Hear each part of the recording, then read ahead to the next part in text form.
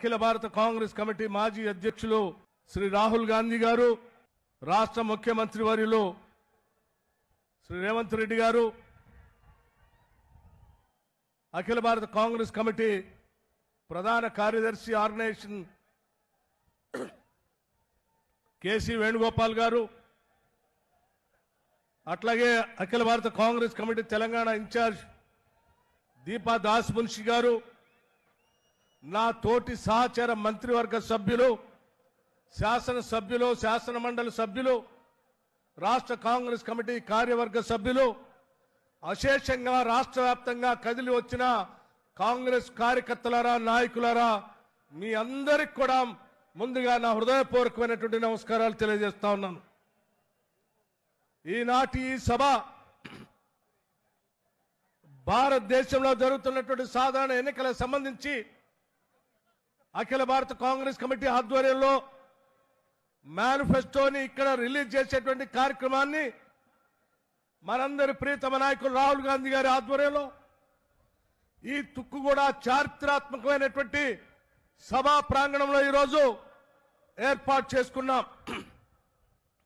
మిత్రులారా, మీ అందరికీ తెలిసిందే, గత సాధారణ అసెంబ్లీ ఎన్నికలకు ముందు తెలంగాణ రాష్ట్రంలో ఇదే తుక్కుగూడ ప్రాంతం నుంచి ఆనాడు 6 గ్యారంటీలకు సంబంధించినటువంటి భారీ బహిరంగ సభ శ్రీమతి సోనియా గాంధీ గారి నాయకత్వంలో ఆ రోజు ప్రకటన చేసినటువంటి విషయం, వాటన్నిటినీ కూడా ఆదరించి మీరందరూ కాంగ్రెస్ పార్టీని అధికారంలో తీసుకొచ్చినటువంటి విషయం కూడా మనందరికీ తెలిసిందే.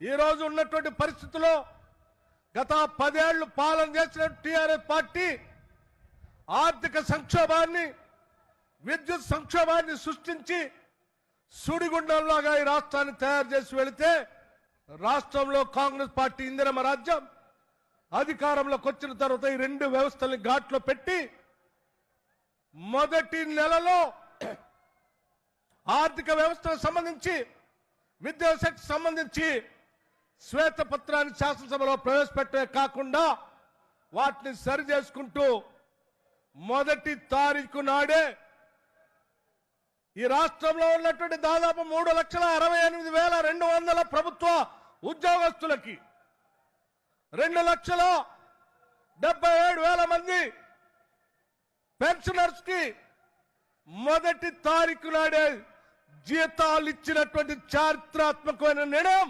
ఇందిరమ్మ కాంగ్రెస్, ఇందిరమ్మ రాజ్యంలో మన ప్రభుత్వంలో జరిగిందని చెప్పి మీ అందరికీ సవినయంగా మనవి చేస్తా ఉన్నాను. ఇచ్చిన మాట ప్రకారం ఉచితంగా బస్సుల్లో మహిళలు తిరిగేటట్టు ఏర్పాటు చేశాం. 10 లక్షల వరకు రాజీవ్ ఆరోగ్యశ్రీకి సంబంధించిన నిధులు ఇచ్చాం. రాష్ట్రంలో ఉన్నటువంటి మహిళా సంఘ సభ్యుల అందరికీ రాబోయే 5 సంవత్సరాల దాదాపు 1,00,000 కోట్ల రూపాయలు రుణాలు ఇచ్చి వడ్డీ లేని రుణాలు ఇవ్వాలనేటువంటి ఆలోచన కాంగ్రెస్ పార్టీ చేస్తా ఉంది.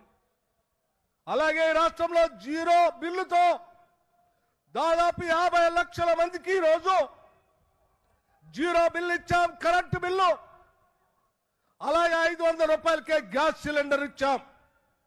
మీ అందరికీ తెలిసిందే, ఈరోజు రాష్ట్రంలో ఉన్నటువంటి ఆర్థిక పరిస్థితిని అధిగమిస్తూ కూడా ఇవన్నీ చేస్తున్నామనంటే మన నాయకుడు శ్రీ రాహుల్ గాంధీ గారు నిరంతరం పర్యవేక్షణ చేస్తూ రాష్ట్ర ప్రభుత్వానికి దిశ నిర్దేశం చేస్తూ ఇచ్చిన హామీలు నిలబెట్టే కార్యక్రమాన్ని చేసుకునేటట్టుగా మనల్ని ముందుకు నడిపిస్తా ఉన్నారు.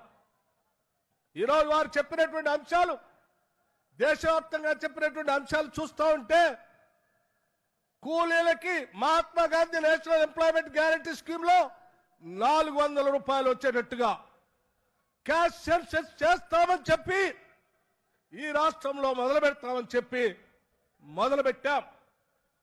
ఒక విప్లవకారుడిగా ఈ దేశంలో తాడితులకి, పీడితులకి, బాధితులకి, మధ్యతరగతి కుటుంబాలకి, యువతకి, మహిళలకి అందరికీ న్యాయం జరగాలనేటువంటి ఆలోచనతో ఈరోజు న్యాయ పత్రాన్ని రాహుల్ గాంధీ గారు ఇక్కడ మన అందరి ముందు ఆవిష్కరింప చేశారు. అవన్నీ నిజం చేయడం కోసం తెలంగాణ మోడల్ గా ఈరోజు దేశంలో కాంగ్రెస్ పార్టీని తీసుకొని రావడం కోసం మనందరం నడుం బిగించి పనిచేద్దామని చెప్పి మీ అందరికీ సవినయంగా నేను మనవి చేస్తూ సెలవు తీసుకున్నాను. జై హింద్, జై కాంగ్రెస్.